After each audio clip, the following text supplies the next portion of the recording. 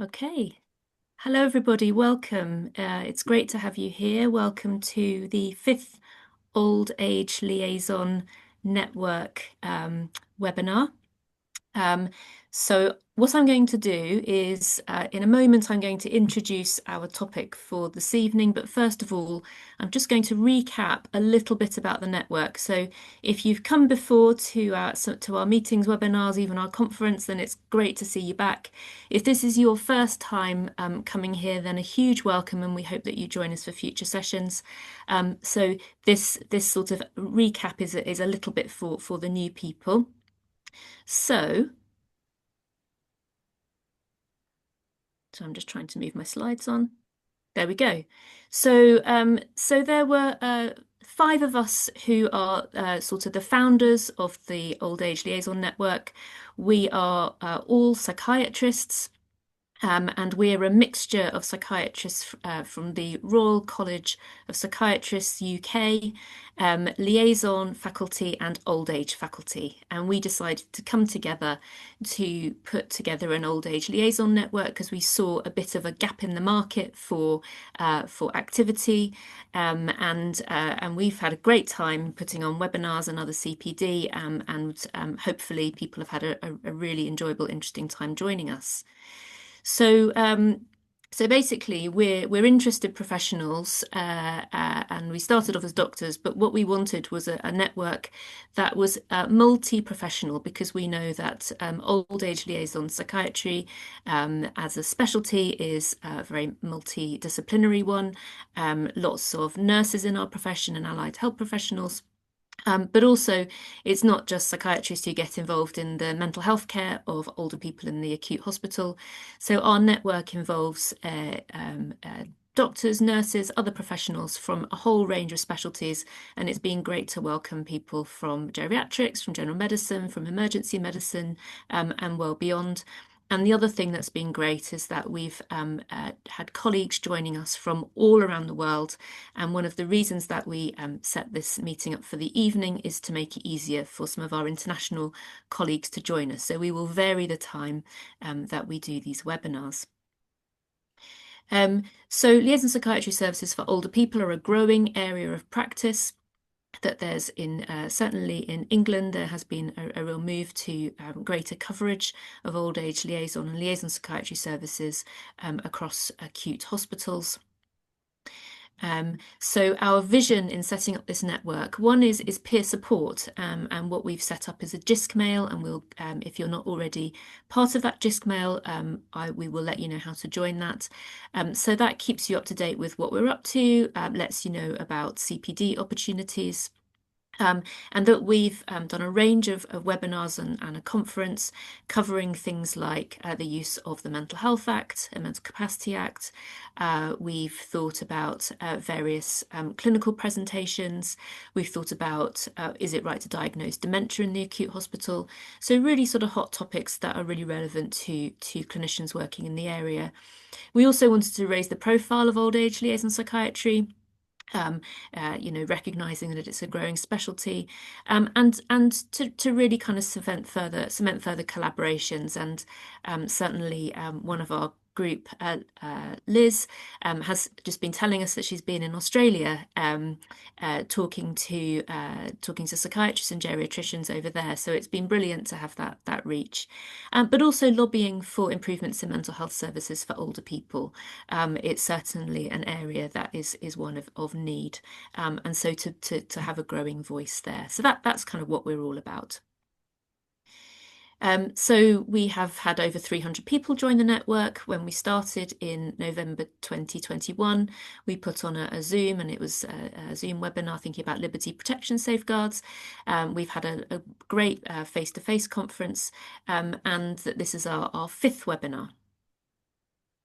So these are the instructions on how to join. So we've got JISC mail. You can join these JISC mails, and we will give you lots of information about our network. If you have any difficulty joining the JISC mail, then one of our members, Josie, will put her details into the chat later on. And that if you're struggling, then you can ask her and she will give you some help. Okay, so on to today's webinar. Um, we're going to be thinking today about the management of severe depression in older people in the acute hospital setting. It's something that those of us working in old age liaison psychiatry will come across.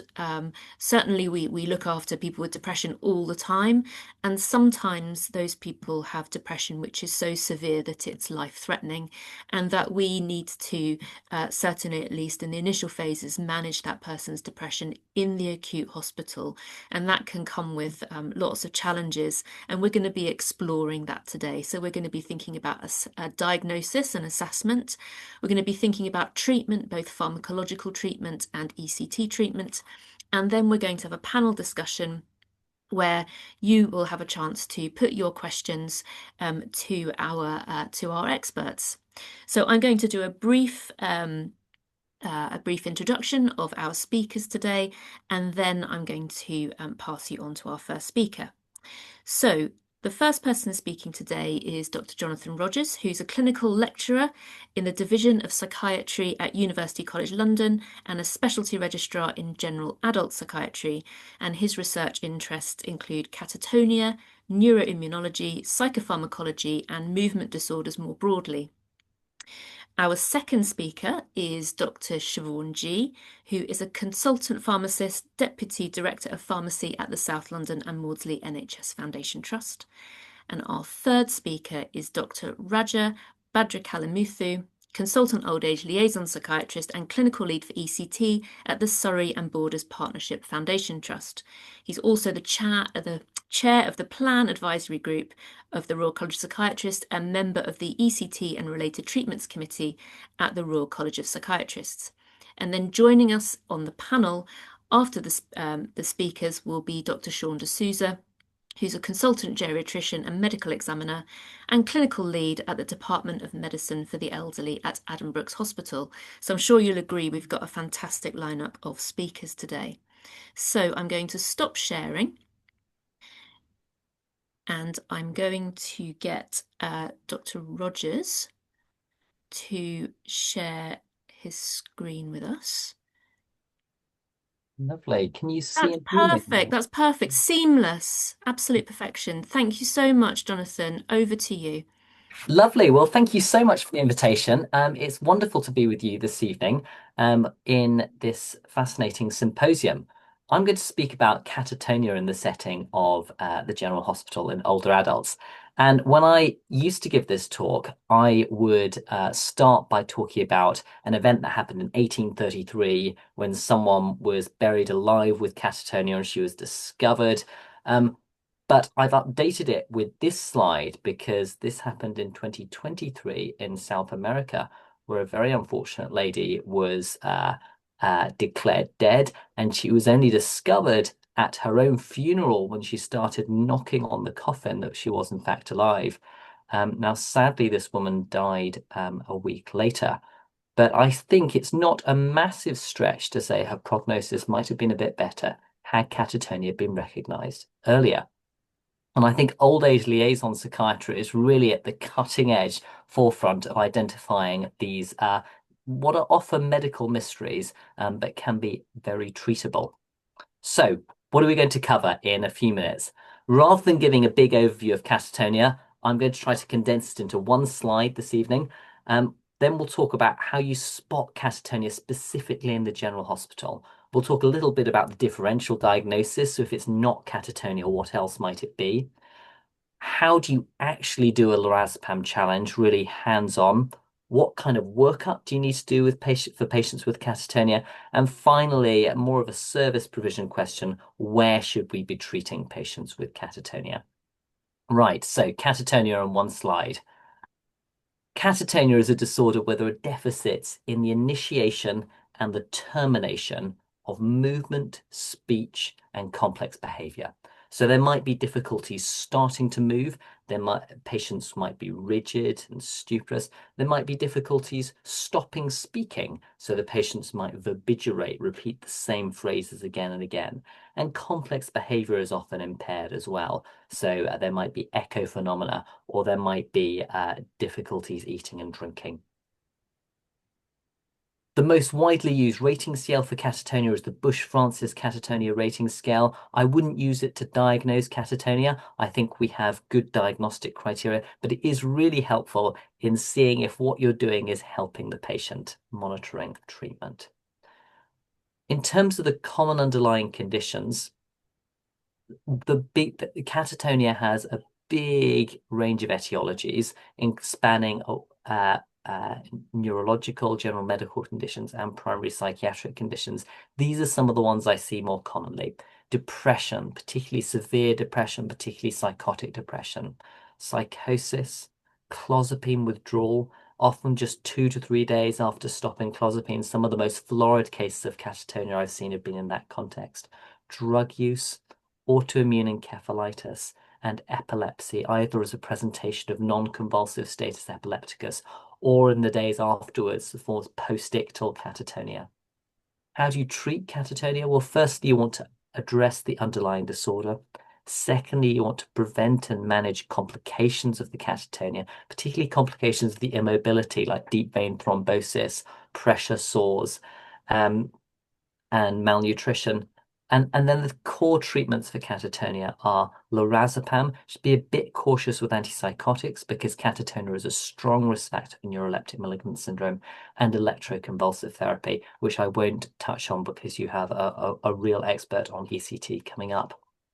Right, so that's catatonia, big picture overview. Now let's delve into some of the specific questions for this evening.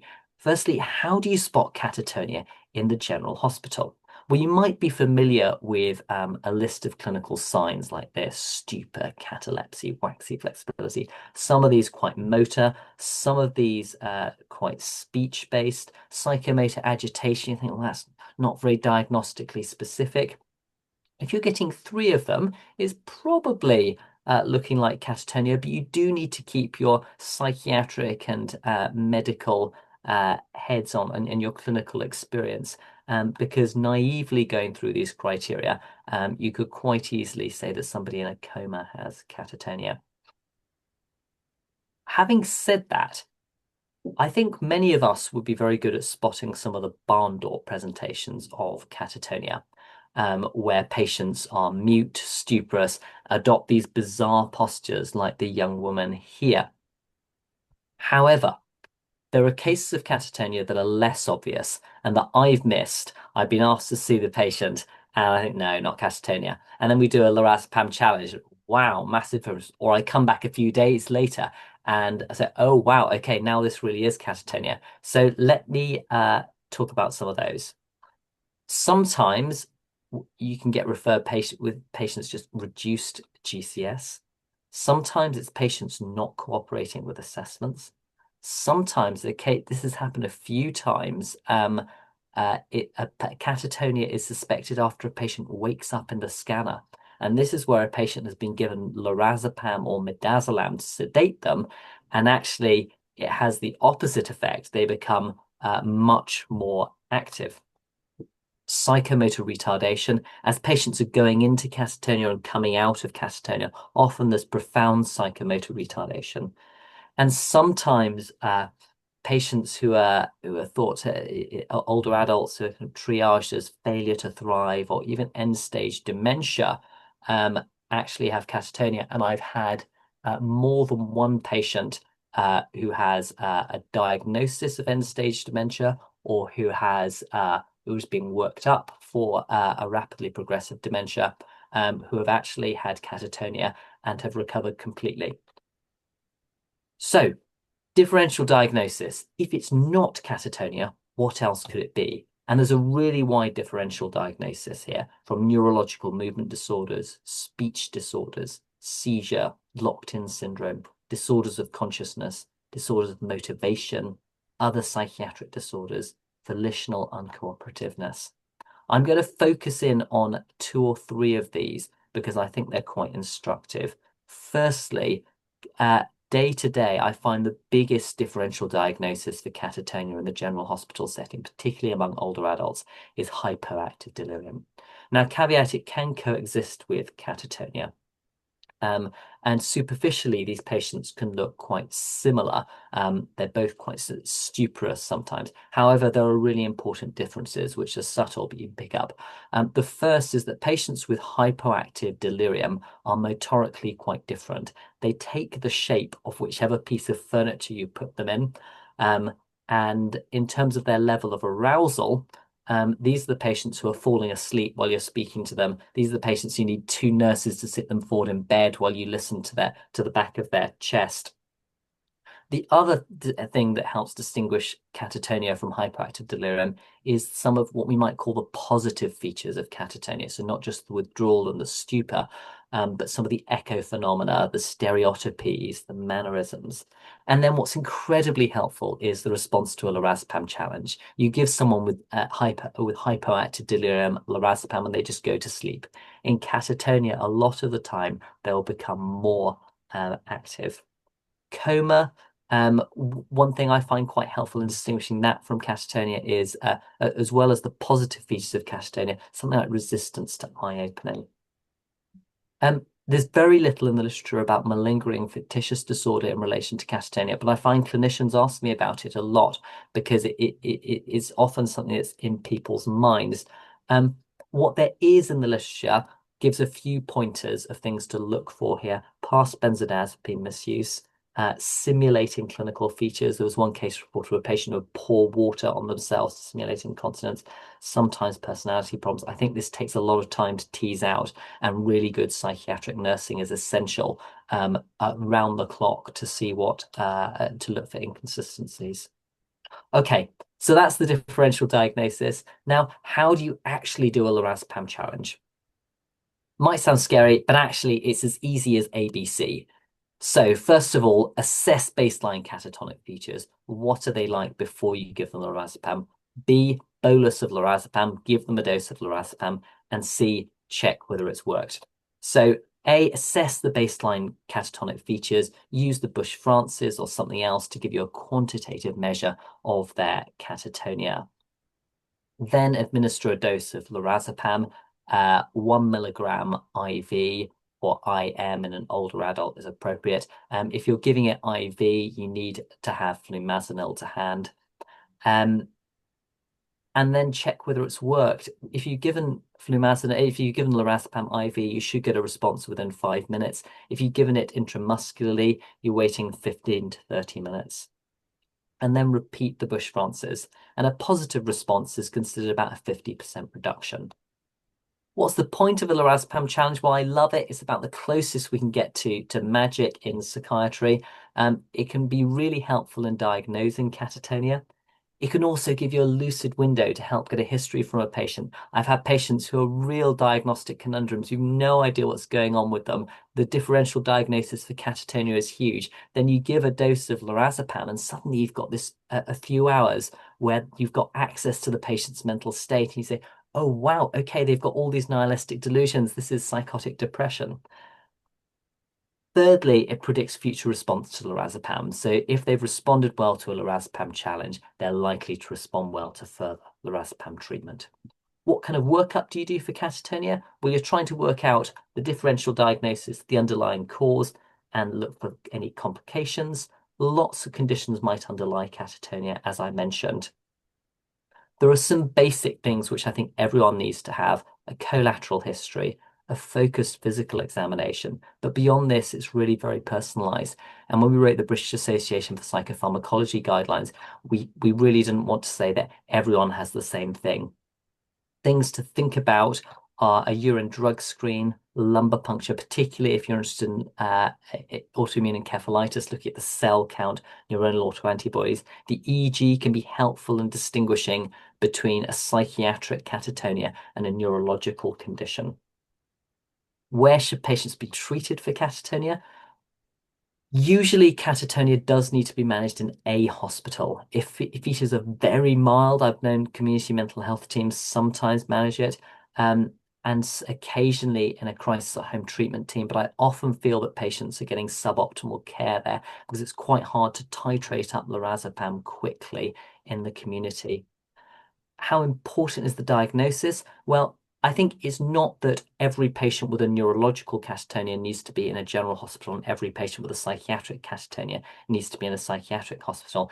Actually, sometimes there are patients who would fit in the opposite place. If they're very malnourished or dehydrated, they might need to be in a general hospital. And actually, if they've got a seizure disorder that we know and is well controlled, they might be appropriate in a psychiatric hospital. So, to bring it all together, key messages: catatonia can be referred as reduced GCS, failure to thrive, or even waking up in a scanner. Think about neuroleptic malignant syndrome, delirium, aphasia, induced illness. Think about broad differential diagnoses. If you're unsure about whether something is catatonia, try a lorazepam challenge. It's vanishingly unlikely you'll do any harm, and you could have a fantastic treatment available. Get a collateral history and work up tailored to the individual. And I would encourage you to see some of the most interesting patients in the hospital. If you want more information, the BAP guidelines are freely available. We've got a website with information particularly for patients and carers, and these are my contact details. Thank you so much. Thank you so much, Jonathan. I really enjoyed that. You're absolutely right. There is nothing more professionally gratifying than treating catatonia. It's truly wonderful, and it's amazing to see patients better. And also really good at this point in the webinar to think about when somebody presents with actually a presentation that could be very severe depression, could be delirium. Often we fail to think about catatonia as a potential cause or a potential presentation. So I think that we'll all be thinking catatonia from now on. So thank you so much. Dr. G is going to just tee up her slides. And by way of introduction, Dr. G is somebody who, if you've been lucky enough to be taught by her before, she is incredibly and deeply knowledgeable around pharmacological treatment. So we're very lucky to have her. And so once we have identified that actually depression is what we are dealing with, Dr. G is going to talk us through thinking about severe depression in the context of physical illness. So over to you, Siobhan. Thank you so much. Oh gosh, what a lovely introduction. Thank you, Annabelle. How kind. Hopefully my slides are showing all right. You can give me a Perfect. Absolutely thank you. perfect. That's for the nods. Brilliant. Yes, so thank you very much for the very warm welcome. I'm very pleased to be here. I am a pharmacist, and so I am only going to talk about medication. And what I've tried to do for the next 15 minutes is to categorize this into sort of three problems. So the problems I'm going to try and go through are I need to treat depression, somebody who's very physically sick, but every drug in the BNF is contraindicated, so I don't know what to do. The next category is I need to do something, but I can't give anything orally. And finally, I'm going to finish on I need to do something very quickly. So first of all, in the first category, where we're panicking because everything appears to be contraindicated and the ward pharmacist is telling you that there's red alerts on everything you try to prescribe, relative versus absolute contraindications. And here I'm going to talk about the dreaded side effects list. And the concept of being brave.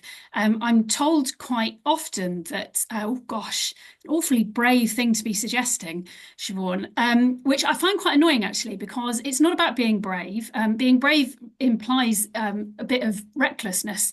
It's about knowing the drug that you're dealing with. And I'm going to use one particular example, but it's an example that's applicable to anything, I hope. But I haven't got very long, so I can't tell you about every side effect in the book. So if we think about sertraline, first of all, so an SSRI, and I'm going to talk about bleeding. And the problem with bleeding is that it's there in the dreaded side effects list.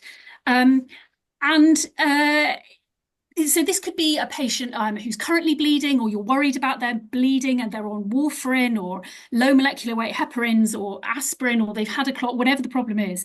But you need to treat their depression. Perhaps you want an SSRI or you want an SNRI, or maybe they're on one already.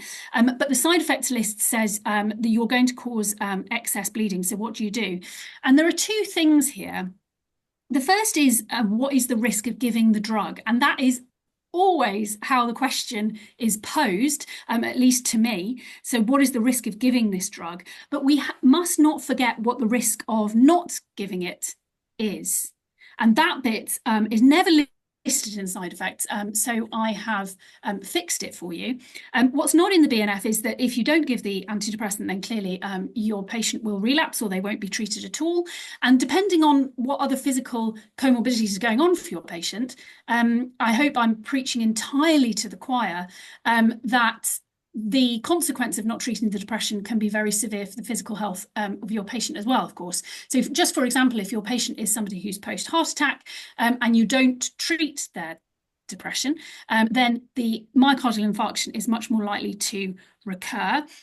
They're also much more likely to drop out from things like cardiac rehab. There's lots of data around this, and they're more likely to die. So when we're thinking about side effects, there is a risk of prescribing, but there's also a considerable risk to stopping or not prescribing in the first place.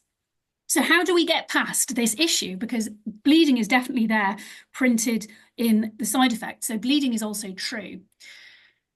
So what you want to look at is what is the absolute risk of what you're talking about. So this is the situation for bleeding. And I need to say, first of all, that none of these numbers are gospel. All of the studies report things quite differently. The results from different studies differ. So these are all kind of approximate numbers. But you can see that essentially the risk of a bleed on an SSRI, this is an upper GI bleed, is about 2%. Another thing to remember about the data here is what are the data and where are they coming from? So these are serious bleeds that landed a patient in hospital. So you need to know that as well. So you need to know it's about the severity of the bleed, and that's where these data come from. So the risk of 2% is a very serious bleed.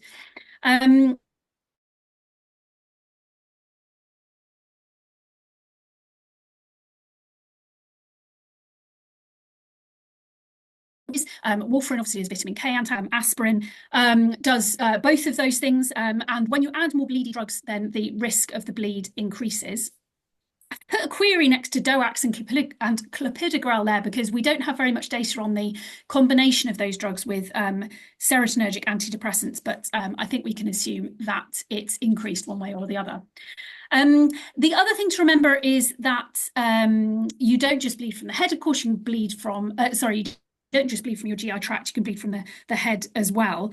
And that's, of course, significantly problematic for things like perioperative bleeding and postpartum hemorrhage, and all of those things increase the mortality risk as well.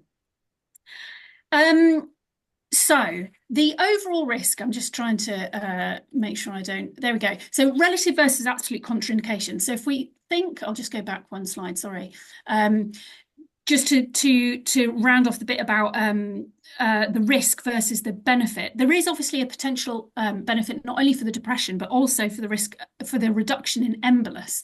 So there's lots of things going on all at the same time. So what you need to be doing when you're thinking about the risk of side effects is, in fact, that there are really very few absolute contraindications to the drugs that we're prescribing, and often.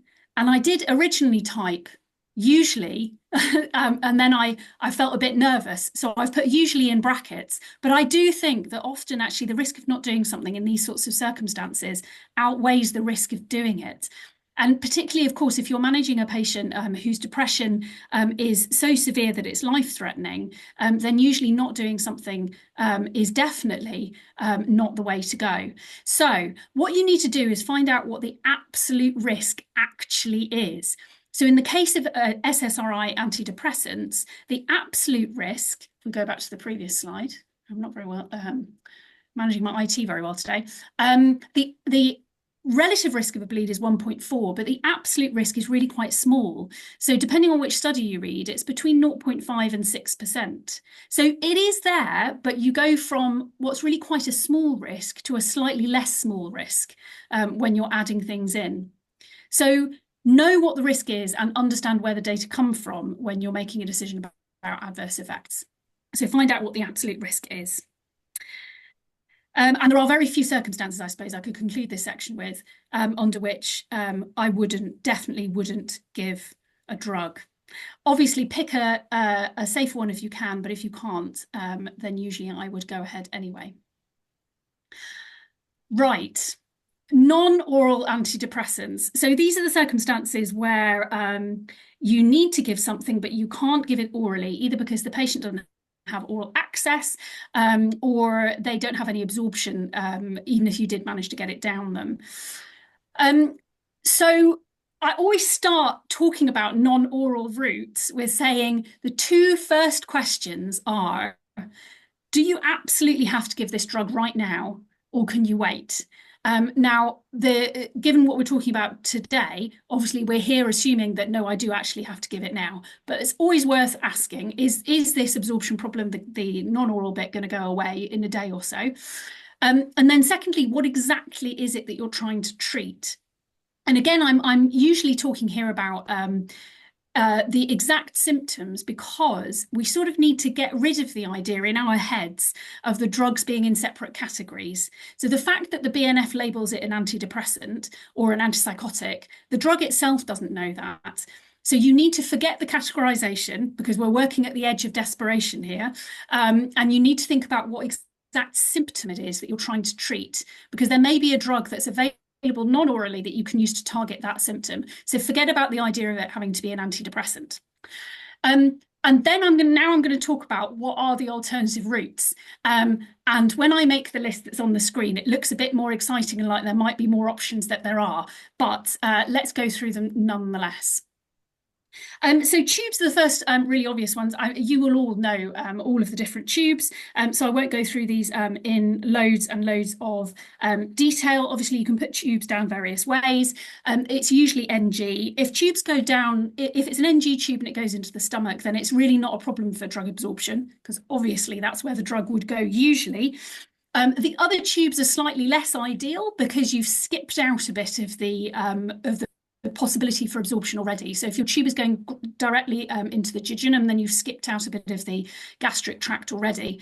But frankly, if your patient has a tube, you may as well try and put something down it. I have stopped trying to find out where individual drugs are absorbed in which bit of the gastric tract. It's almost an impossible question to answer. And even if there are some data in the literature, every patient is very different.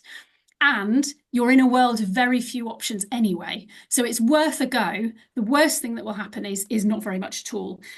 Obviously, it's better to put liquids down a tube than it is tablets, but there's almost nothing in psychiatry that you can't crush.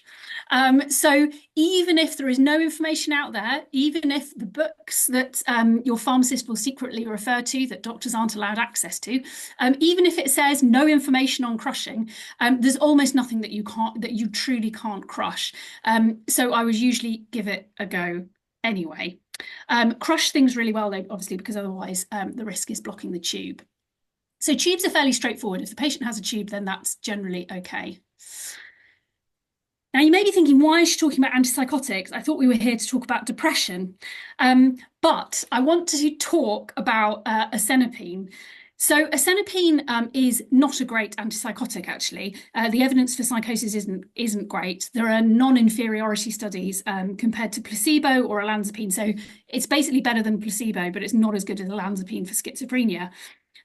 It has a license in the UK for psychosis, it doesn't have a license in the UK for psychosis. It's licensed for mania and bipolar disorder, but in US and Australia, it's licensed for psychosis as well. But the reason I'm telling you about it, and if you know your chemical structures, you'll have realised already, obviously, it's derived from mianserin. So it's derived from an antidepressant. It's a tertiary amine. The other tertiary amines are things like amitriptyline and imipramine. So it should be an antidepressant, and it does have some efficacy in bipolar depression.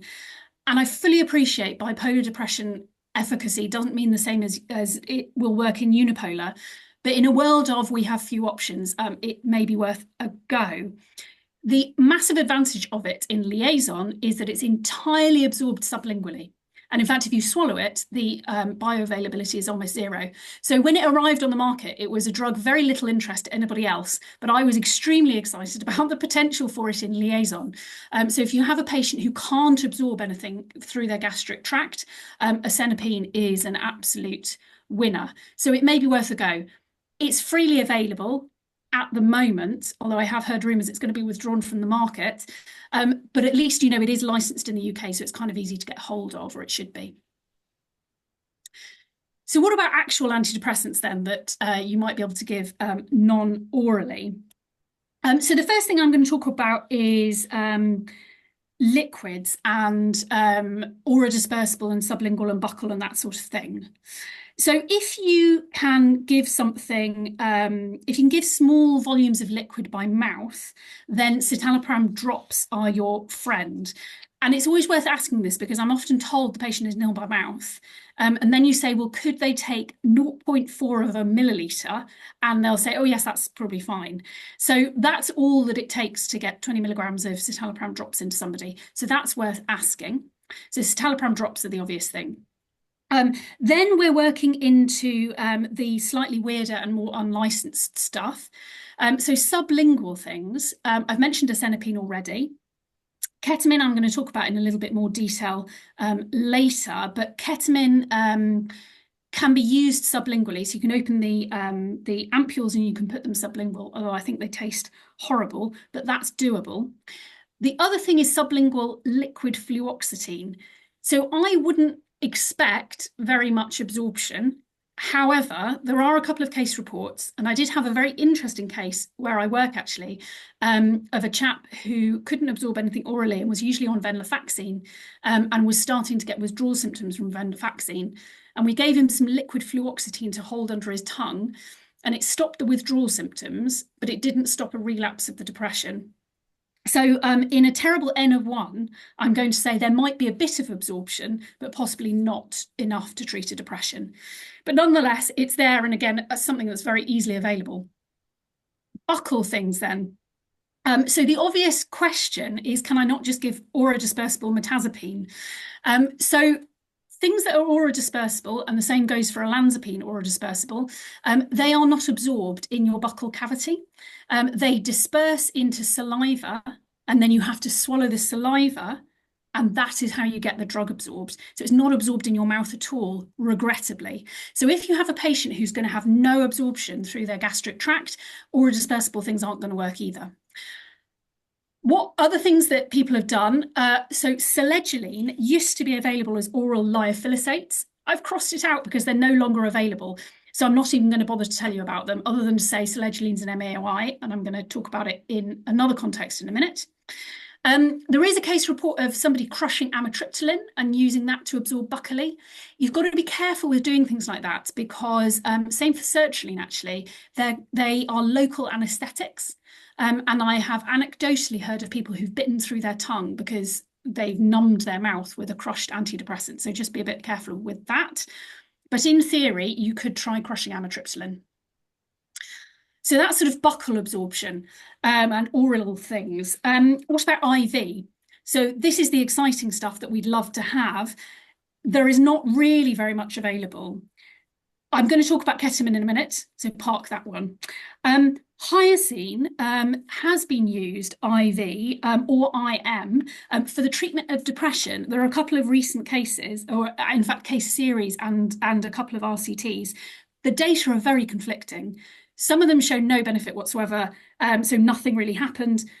Some show quite a rapid antidepressant effect, so within 72 hours, both unipolar and bipolar depression actually. The problem with hyoscine is obviously you're going to get loads of anticholinergic side effects.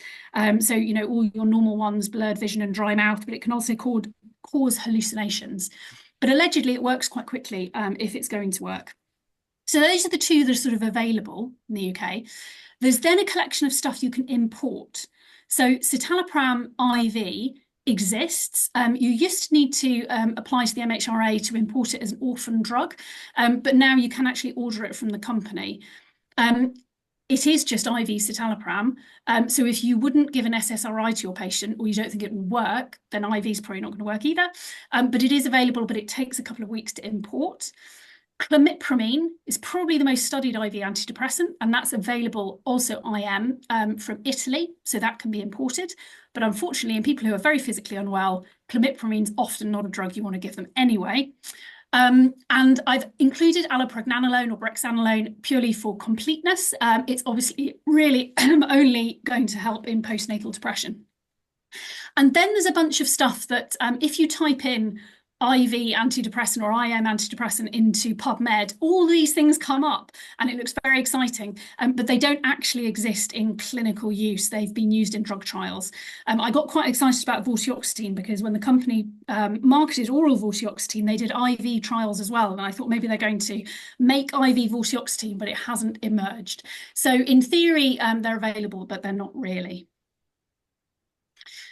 Briefly, transdermal. There's quite a lot of antidepressants available transdermal, but they're only in concentrations that are analgesic, so you can more or less forget about them. They don't help. Selegiline is the one that, of course, does exist, and it's licensed as an antidepressant transdermal patch in America. It is possible to import it. It's quite expensive, and obviously it takes some time, but that is doable. And then rectal. Sort of moving down the body. So you can put things rectally, but there are no or very far fewer villi and microvilli in your rectum. So you don't get as good absorption, although there is a lot of blood supply. But it means that you need to have a formulation that's going to maximize contact, and that's quite difficult. There are no antidepressant suppositories. In theory, a pharmacist could make them, but in reality, I don't think that happens very much anymore. And so what people have done is put capsules or tablets directly into the rectum. So sertraline, trazodone, most of the tricyclics have been tried that way. There are, of course, case reports of it working. I've also had colleagues contact me and said, we tried it and absolutely nothing happened. That's probably the worst thing that would happen, it is nothing. So they are there if you wish to go down that route. And finally, I couldn't really talk about this topic without mentioning esketamine. It's obviously available, but since the NICE view that they don't recommend its use, where I work, I found it very difficult to convince anybody to allow me to have it on the formulary. NICE didn't recommend it to be used because there's a lack of long-term data, which is fine. But obviously in these patients, I don't care about long-term. So that was a bit irritating. However, it has now been really taken over by ketamine. So ketamine is in the bucket of, I need to do something very quickly. So ketamine is a drug that's obviously widely available. It's also very cheap. It's used in anesthesia and quite commonly as an adjuvant in cancer pain. And in recent, well, say in recent years, but I mean really for quite some time now, there's been a lot of interest in its use in depression. And I'm not going to go into loads of the data around that because, of course, the reason I'm interested in ketamine is because you can give it intravenously, subcut, sublingually, any which way you like, and it's readily available in your acute hospital. Further than that, if it's going to work, it works very quickly. The effect is likely to fade after about 7 days. So ketamine has been incredibly useful for patients who are really seriously ill with depression in the general hospital. And I've put one of the cases that we published about use here on the slides. You can go and have a read about that, but we've used it in quite a lot of patients since then. The main problems are contraindications and side effects.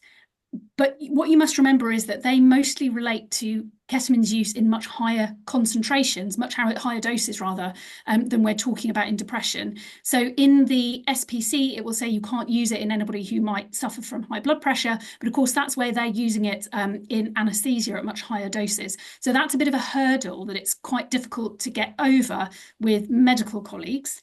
The other one is an exit strategy, but we're not usually planning on discharging anybody on ketamine. And then sort of local hurdles over where you can give the infusion, whether or not you'll be allowed to use it IV or subcut and so on. And I'm just going to finish by telling you that it's worth the pain, if I can put it that way, of trying to get ketamine on the formulary. So it has taken me, I think, 5 years of work through winning hearts and minds and a lot of governance to get ketamine on the formulary, specifically for the treatment of life-threatening depression in people who are physically unwell in the acute hospitals where I work, but it's been worth it because it has truly been life-saving for some patients. So I'm more than happy to share the guideline that we ended up agreeing if it helps you locally. You can see that this is the one for St Thomas's in the Royal Brompton.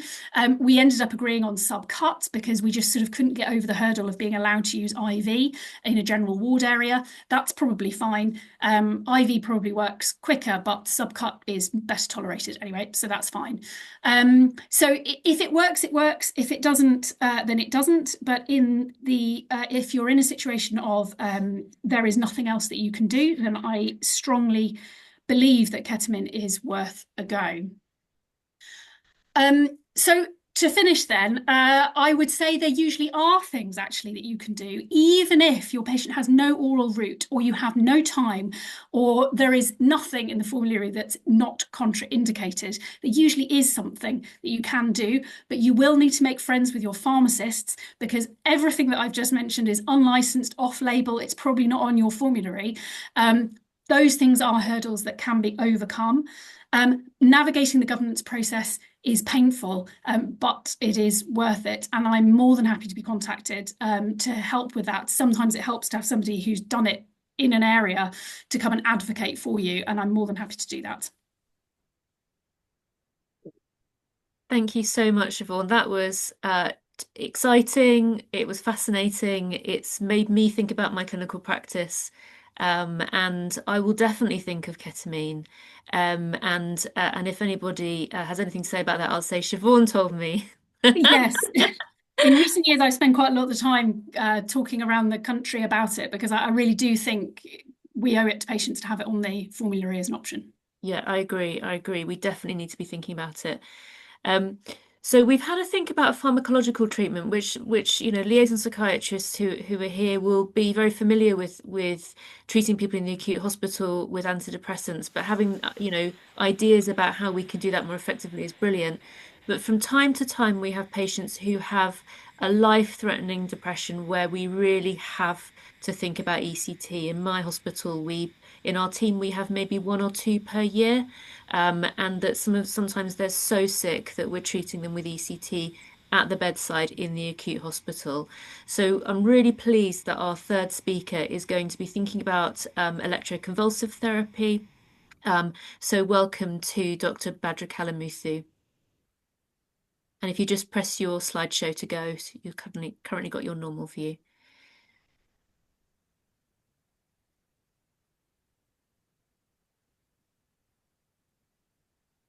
So just go to your top left from the beginning, and then hopefully we'll see your presenter view. And also you're on mute.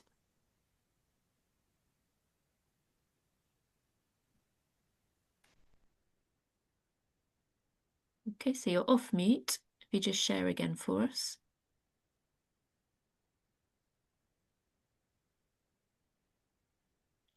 Okay, so Siobhan, we've got you on screen for this one. Ah, here we go. So yeah, just try from the beginning again.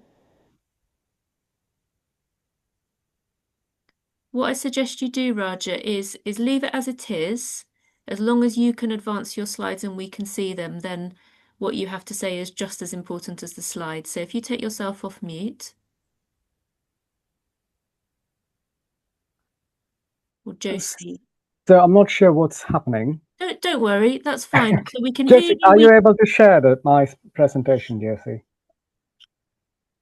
Yes, give me a sec. I had it already. Right, great. So if you start off, Raja, and then we'll get your slide shared as soon as we can. So thanks for inviting me, and good evening, everyone. I'm so sorry about this issue with the slide presentation itself. So the way that I thought I will go through this presentation is to say a bit about what are the indications that are Royal College of Psychiatrists approved for giving ECT, and where does treatment of depression fit into that? And then to follow with a bit of how ECT works, because there's always this belief that no one actually knows how ECT works. So we need to overcome that. And then to say what is the evidence base for using ECT?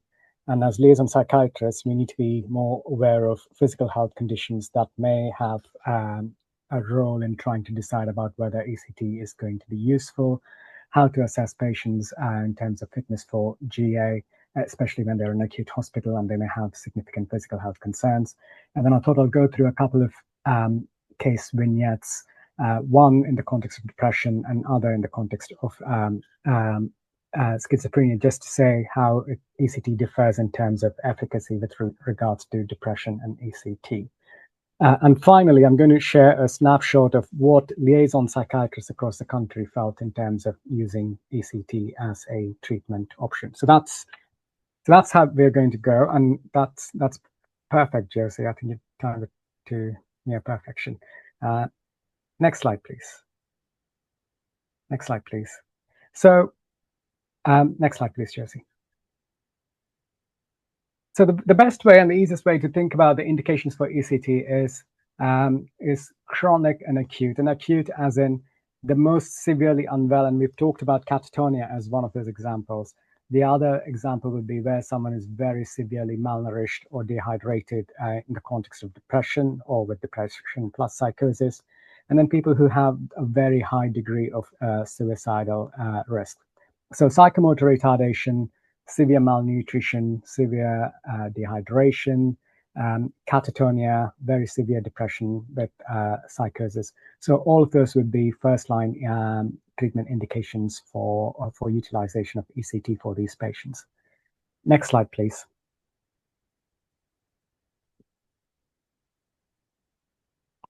So the other indication would be where people have trialed a lot of treatments, but still things are not improving. So they've had a few trials of antidepressants augmented with either mood stabilizers or antipsychotics. They've tried psychological treatments, but nothing has made their depression better. Then you could use ECT as a treatment option for these conditions as well. Next slide, please. There are other circumstances other than depression where you would use ECT as a treatment, including schizophrenia and other mental health conditions, but we're not going to go into that today. But there are two things that I would want you to consider. One is ECT is a useful treatment when people present with depression and are pregnant, or people who have postnatal depression, where ECT can be a very useful treatment as well. The other important thing to consider would be where people have recurrent and frequent depressive episodes where medications on their own cannot prevent a relapse. So in those situations, maintenance ECT can be a very useful treatment option. Next slide, please. So maintenance ECT is not that common as an acute intervention. So acute intervention being giving ECT 2 times a week, which is the standard practice in UK. I know that there are certain places which give 3 times a week ECT, but the standard protocol is twice a week ECT. So maintenance treatment is where people have had a response to treatment in the past, but they have continued to relapse despite being on antidepressant medications, or for some reasons antidepressant medications can't be given. You need to make sure that they're physically fit and they should be able to consent and have a conducive attitude towards having ECT. It is a very useful treatment, albeit it's not a frequent mode of treating depression. Next slide, please. So there is a lot of evidence to say that ECT brings about change in structure of the brain, so in hippocampus and amygdala, which we know are very important in mood-related circuits of the brain. There's also a lot of evidence to say that they do increase BDNF activity, which we know is necessary for neural connectivity in the brain. And they also manipulate the neurotransmitters as do antidepressant medications, whether it's dopamine, serotonin, or GABAergic circuits. So there's a lot of structural evidence. There is neural activity and neural connectivity evidence, and there's also evidence to say that they manipulate neurotransmitters as antidepressants would do. And this is very, very important because of a lot of stigma that's associated with ECT, that we are very clear in educating our teams as well as educating patients and families about how ECT actually works. Next slide, please. So what's the evidence for ECT? So There are a lot of studies which have proved time and again that it's very efficacious in treatment of depression. The dose of electric current is a very important factor, so it's very important to make sure that you liaise with, as referrers, you do liaise with your ECT providing team, consultants, if you do not notice any improvement, to try and see if the dose of electric current could be increased. Although historical evidence is that bilateral ECT is more effective than unilateral ECT, there's a lot of emerging evidence to say that unilateral ECT is as efficacious as bilateral ECT. Unilateral ECT is safer in terms of the most worried adverse effect from ECT, which is cognitive impairment, primarily involving autobiographical memory. So where there are concerns with regards to your patients, especially elderly patients with cognitive impairment, and you're worried about autobiographical memory, right unilateral ECT is a very safe treatment. And more recently, a lot of centers would use brief pulse because it's more efficacious than ultra brief pulse. Next slide, please. And there's also evidence for treating schizophrenia, but it does take a long, the dose required is greater, and there's a greater chance of relapse when ECT comes to an end. So there is a difference between using ECT for schizophrenia and depression, but nevertheless, schizophrenia does improve, and the number needed to treat is 6, so which is very good compared to some of the medication-related NNTs. Next slide, please. As I said to you, ECT is a very useful indication in pregnancy and postnatal period. Intellectual disability is not necessarily a contraindication, but there are no randomized controlled trials, and you have to be very specific in identifying depression comorbid with intellectual disability in terms of using ECT. I have had a gentleman in one of our acute hospitals under the care of psychiatric liaison team who had comorbid LD and depression, and the depression did improve when ECT was given. Next slide, please. We would, as liaison consultants, come across a lot of neuropsychiatric conditions. There is evidence for a lot of neurological conditions, which can when comorbid with depression. Some symptoms of the underlying neurological conditions do improve.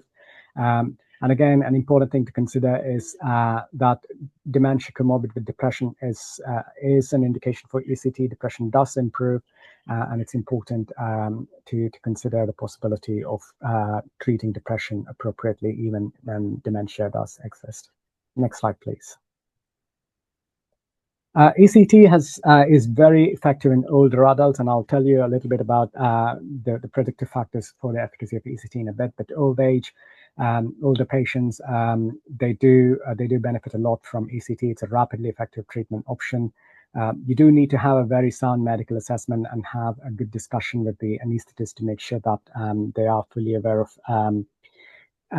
all comorbid medical conditions. In the past, when I used to deliver this lecture, I used to say that the only time I had a medical emergency on ECT suite was one of the nursing students who came to observe fell down and hit the radiator and cracked open her head, and that's the only time we had to call an ambulance. But unfortunately, in the last few weeks, we had someone who became bradycardic. So we need to be very, as in a patient had bradycardia, even before we could give ECT. I think it's possibly a reaction to the propofol and saxamitonium combination. So a medical assessment is very important before giving ECT. And older people, they do tend to have a higher threshold, so they may need more electric current than younger adults. And then it's very important to treat the physical health conditions that pre-exist before giving ECT. Next slide, please. So what things do we have to consider in terms of whether ECT is going to help your patient or not? Having comorbid psychosis, psychomotor retarded depression is a very good predictor of positive outcomes. So people in psychomotor retarded state, or people having nihilistic type of delusions and psychotic symptoms, very useful. Elderly, as I said to you earlier on, useful. Suicidality improves in isolation of the underlying depression. So suicidality in itself could be a very good use of ECT. If you see that patients do not improve with 6 treatments, it's very unlikely that they're going to improve beyond that. So you may have to have a discussion with the ECT team to say, well, depressive symptoms are not improving. Is it the dose? Is it something else that we need to look at? And it's very important to consider whether ECT is going to be a right treatment if people do not improve after six sessions. Treatment resistance, again, is associated with poor outcome. That's not to say that treatment resistance can't be a reason for trialing for depression, but we need to be aware that it may not be as successful as an acute episode of depression. In terms of treatment these days, all of them undergo dose titration where the seizure threshold is established. There is no direct correlation between the seizure threshold and the eventual outcome. So people having a greater threshold doesn't necessarily mean that they're not going to improve. So that's very useful to understand in the context of people using anti-epileptics, because they will have a higher seizure threshold and they may require a higher dose of electric current. Next slide, please. Unfortunately, people do relapse post-ECT, and that is where antidepressants become very useful. Evidence is that ECT and pharmacotherapy work better than ECT on its own, and ECT followed by better compliance with pharmacological and psychosocial interventions, the chance of relapse is lower. So it's always very important to use the time period where someone is getting better with ECT to ensure that they are compliant with their other pharmacological and psychosocial interventions.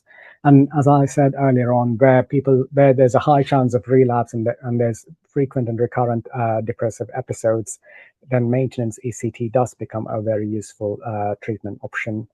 In our current clinic, we have 4 patients who are on monthly maintenance ECT treatment, and that seems to be the only thing that is actually holding them for the last 18 months.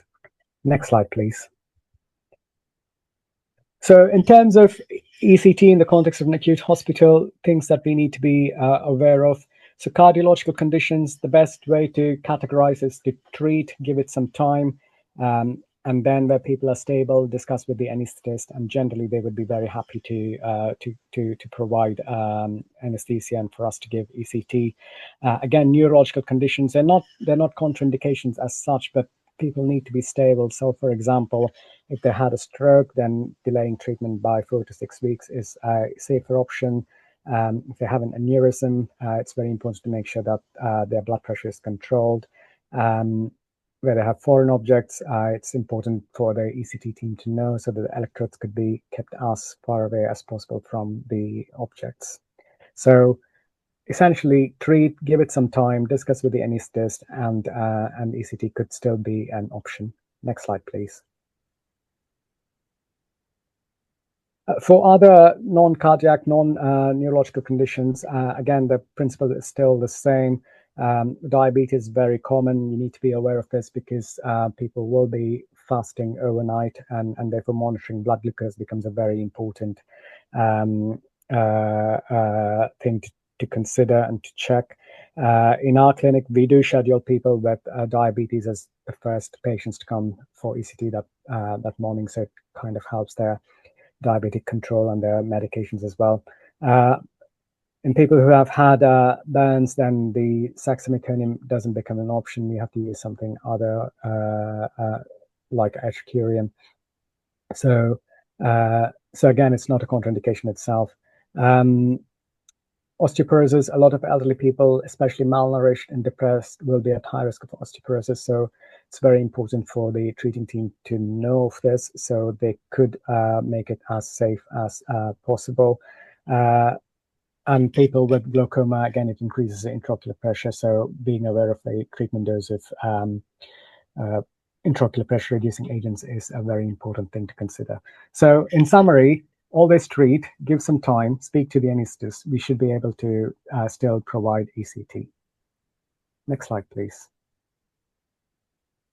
So I'm going to go through a couple of case vignettes just to demonstrate as to how things change. They are real cases, and I know Josie's here. I'm not sure if it's one of yours, Josie, but you may find them to be someone that you're aware of. Next slide, please. Next slide, please. So Mrs. G is a 63-year-old lady who was at Royal Surrey County Hospital. So it's actually my patient. Okay. It's not eating and drinking, requiring intravenous fluids, presented with psychomotor retardation, had to be detained under Section 2, it's prescribed mirtazapine and diazepam. It's no significant physical health or psychiatric conditions. Had hyponatremia, was treated, had low sodium, low potassium, and was treated for potassium. So that is to say that always treat the underlying medical conditions, because anesthetists would want things to be sorted before they could proceed for GA. Next slide, please. So quite low weight, BMI of 15. Dietitians were trying their best. NG tube was needed. Feed was started. Mirtazapine was increased, venlafaxine was added, and at the time of referral to the ECT clinic, the CGI score was 7. The HADS, which is the Hospital Anxiety Depression Scale, was 22. Mini mental state was 29. It's always important to check for cognitive impairment at the beginning, during the course, and after ECT. The subjective memory score was 2, so it's not a bad score in terms of the person's own perception of their memory. Next slide, please. So, so just to say, when someone is on a section, then either there's Section 62, which is the emergency treatment order for ECT, will have to be used, or T6, which is where a SOAD, a second opinion approved doctor, comes and then agrees with the treating team and the RC for providing ECT. So they have to be on an appropriate legal framework. 12 ECT sessions, was still having CBT-based psychological intervention during the time, had up to 400 millicoulombs of electric current, which is within the range of treatment. And then at the end of the treatment, improved really well with the CGI score of 1. The subjective memory score was 2, so there is no memory loss after giving ECT. So that is a very good story to say that someone with severe depression presents with psychomotor retardation, poor nutrition, not really responding to dose of mirtazapine and venlafaxine at the very beginning. During the course of ECT, actually gets better, stays on medication, starts CBT, and then becomes much better. So ECT is a very useful treatment for depression in acute hospital setting. Next slide, please. So Mrs. K. So again, she is a 50-year-old lady who has a history of paranoid schizophrenia, multiple episodes of relapse, had been on clozapine, but had to come off clozapine. Again, on Section 3, Section 62, T6, CGI score was 1, had 18 treatments, but unfortunately, there wasn't much improvement, and we had to say that we had given our best.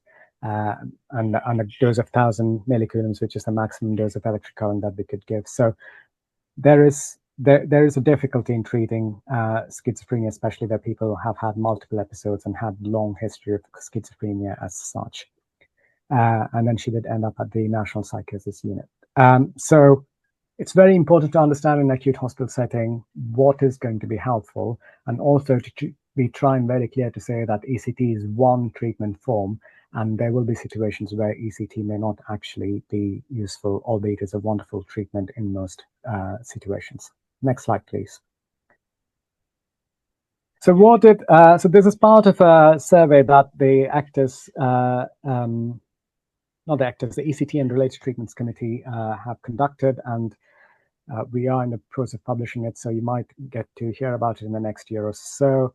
But I just thought I'd give you a brief snapshot of what do liaison psychiatrists think about the ECT for their patients. Next slide, please.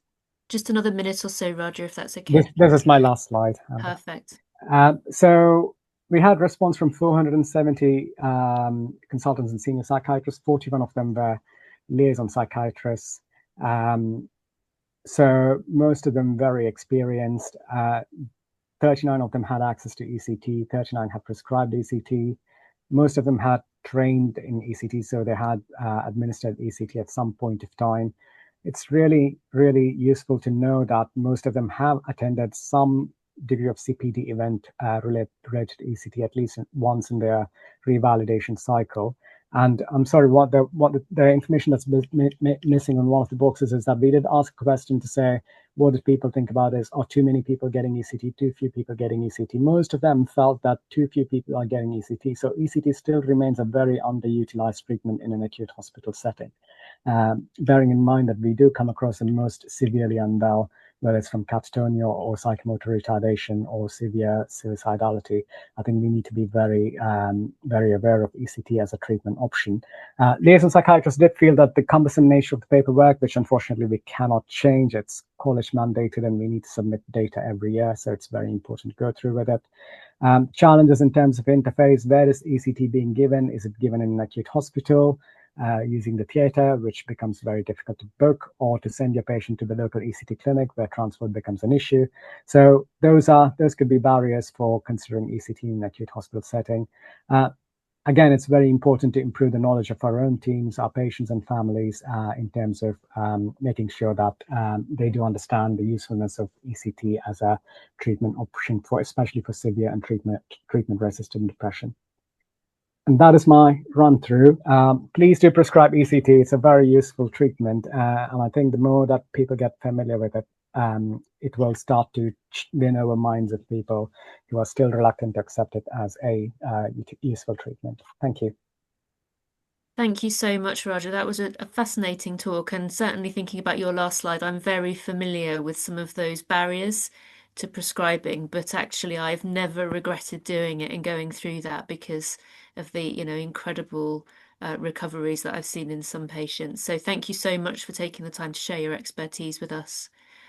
So now we've come to our Q&A, and thank you to Siobhan. I can see there's steam coming off your keyboard from answering questions. And thank you everybody for your questions. So there's a couple of live ones. What I'd like to do is there's several of us now available for Q&A. So you've got some liaison psychiatrists, you've got a pharmacist, you've got a geriatrician, you've got a psychiatrist who's expert in catatonia.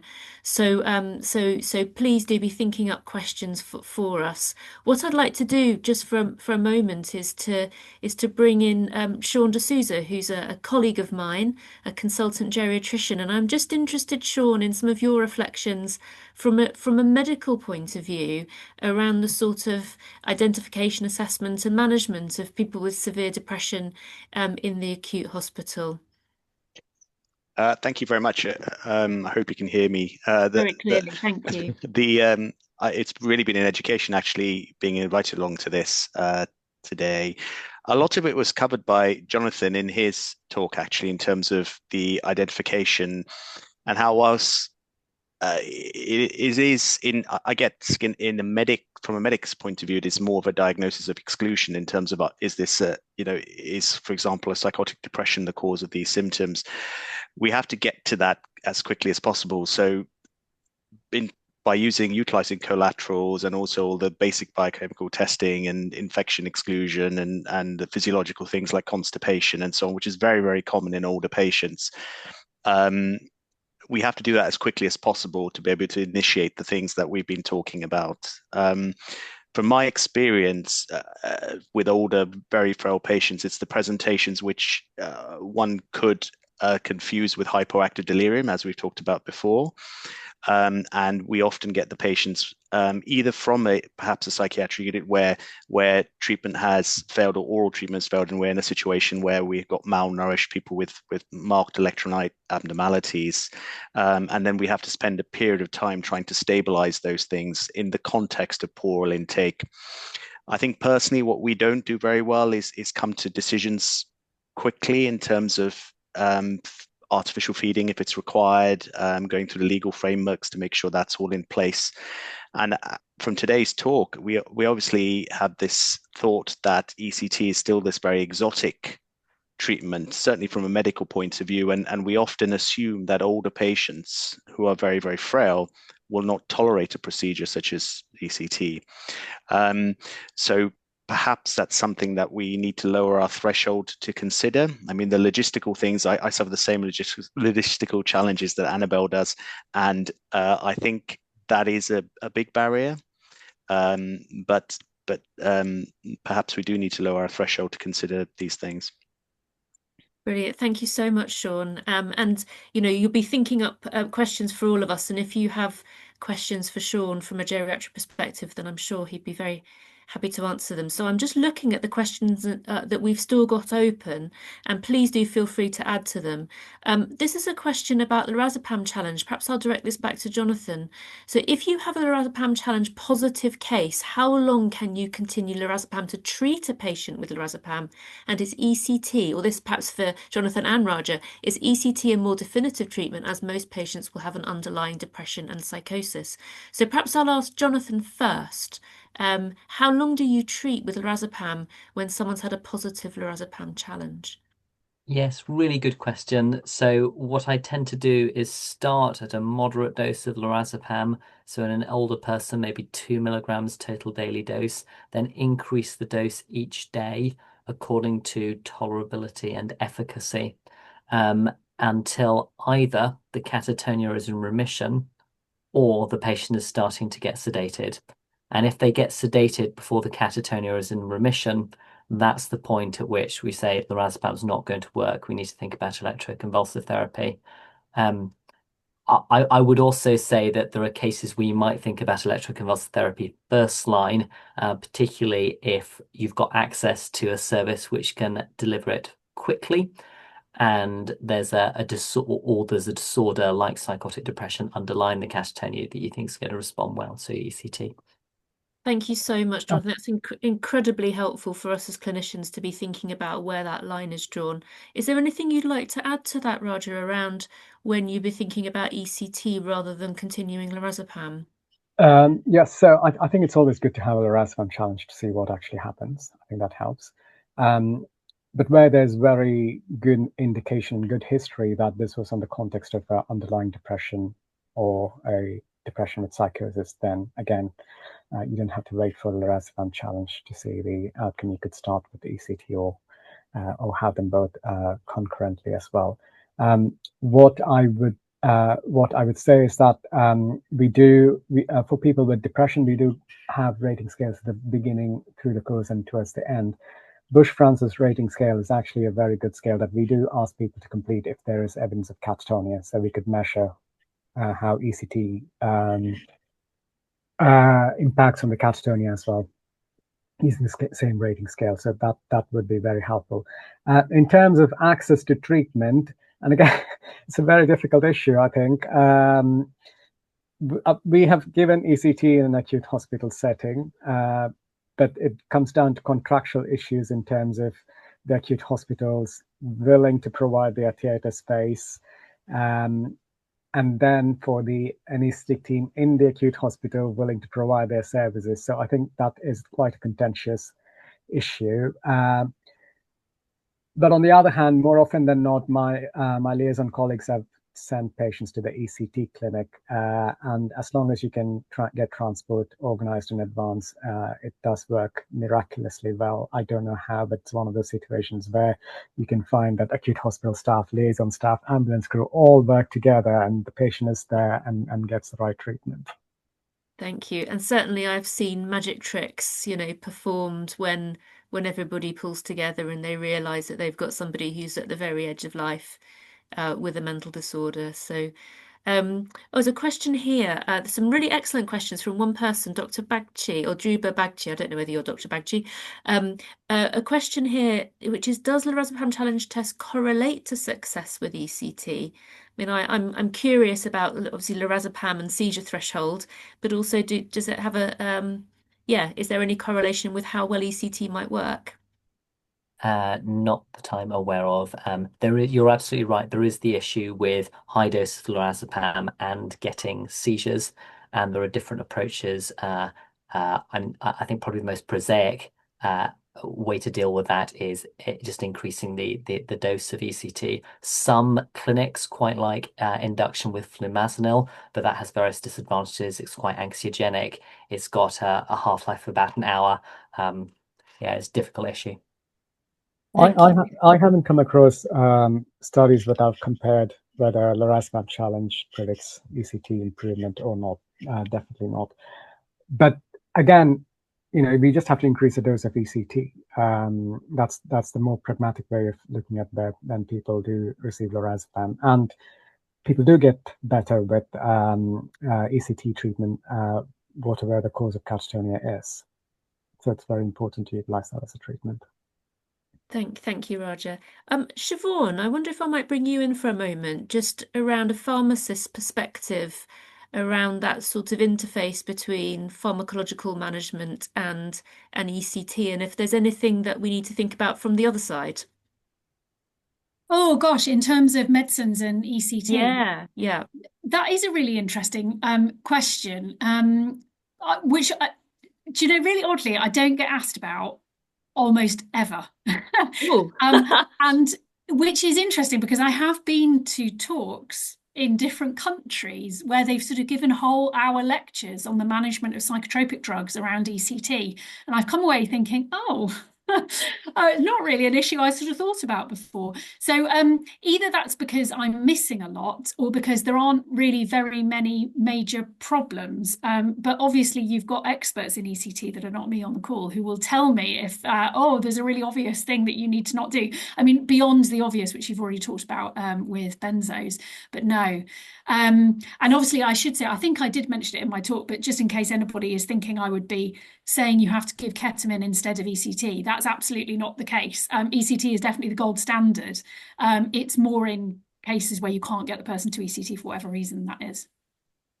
And so I guess it's a question for all of our panelists really, is to think about actually the combination of antidepressants and ECT. I think Raja, you said that actually there's more chance of a good outcome when they're given together. Is there anything that we as prescribers need to be thinking about when somebody's going for ECT around our dosing, around antidepressant drugs, around antipsychotic drugs? Do we need to modify things at all? I think in terms of antidepressants, they don't by and large, they don't really impact on the actual dose of electric current. So you can play around with the dose of antidepressants without being worried. It'll be useful, and it's very important for us as people who deliver ECT as a treatment to know what the changes are. So please do keep us involved, but please don't be worried about increasing the dose of antidepressants or adding antidepressants. That they're not really that consequential. It's only when you use antipsychotics or benzodiazepines or some mood stabilizers like sodium valproate, then we need to be more aware of. So where people could be on things like olanzapine and clozapine, there are proconvulsants, so we need to be aware of that. We may have to adjust the dose a bit. Where people are on significant dose of sodium valproate or very great doses of benzodiazepines, which the medications which work on GABA receptors, including things like pregabalin, because depression does exist comorbid with anxiety, and a lot of people might be on pregabalin or even clonazepam for that matter for managing anxiety. I think it's very useful for us to know. We would try to achieve a seizure threshold without asking too much to alter the medication, but where things do not work, we may come back and say, could you reduce the dose of medications which are typically anticonvulsants? And to keep you actually give you the floor is a question here is, should we go for ECT first? So Shaun commented that perhaps we don't think about it soon enough, but should we be thinking about it when somebody's got depression? I think it's a myth that ECT works only in severe depression. There's no reason why it can't work in mild or moderate depression. There is plenty of evidence to support that because of the huge stigma that's associated with ECT. It's become relegated to being used for the most severely unwell. There's a lot of evidence to say that a lot of memory problems and cognitive impairment do happen when people are not treated for their depression, irrespective of whether they end up having ECT or not. And all of us would be familiar with depressed people saying, well, I can't remember what I experienced during that particular episode, whether they're treated with medications or ECT. So there's no reason why ECT can't be used, but because it's become such a regulated treatment, and you need a lot of buy-in from the patient and families, and even from our own colleagues and teams. That's why I think it's not being used. To give you a bit of idea, to extend that survey that we did, we also found that more experienced the psychiatrists were, they were more prone to prescribing ECT as a treatment. So it comes down to individual experience of the clinician as well. Thank you so much. Now, I'm aware that some of my colleagues in the Old Age Liaison Network group are there in the background. Is there anything that any of you were struck by, or things that you either wanted to ask our panelists or wanted to say? Krish? Yeah, thank you. I'm trying to keep quiet. It has been a fantastic lectures. 3 points I want to give. Number one, Siobhan, you hit the nail on the head. Again, this is where the boldness comes when it comes to older adults. You know, there are a lot of ways people try to prevent us from prescribing this medication, including this bleeding. Again, you beautifully replied about the Medicheck and common and all those things.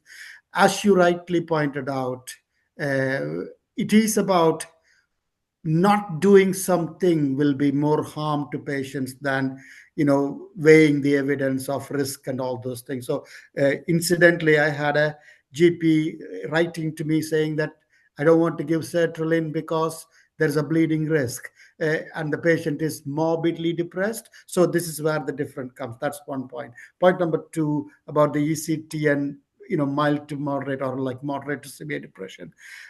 Again, in the last 10 years, definitely my use of ECT, even in from community, even admitting patients to have ECT as a kind of a 1.5 line treatment rather than, because the depression is so severe. ECT makes a beautiful response. So ECT is something we do need to do it more often. And then the third point is about thinking about some of the maintenance ECT also seem to be really working well on that one. As Raja mentioned, I currently have a patient whose ACE score was very low on the first treatment of ECT. Now she's on the 7th treatment. The ACE score has actually gone up. So the Addenbrooks have gone up because actually she has improved in her depression. So like this myth about sometimes, I won't say it's a myth, this worry about we have to be frightened about cognitive impairment in ECT. Again, we need to take it with a pinch of salt. Thank you. Thank you so much, Krish. Sean, you've got your hand up. Yeah, I was going to say, interesting what Krish said, that the patient we have been involved with, Annabel, have had the same thing in terms of their cognitive scoring before and after ECT.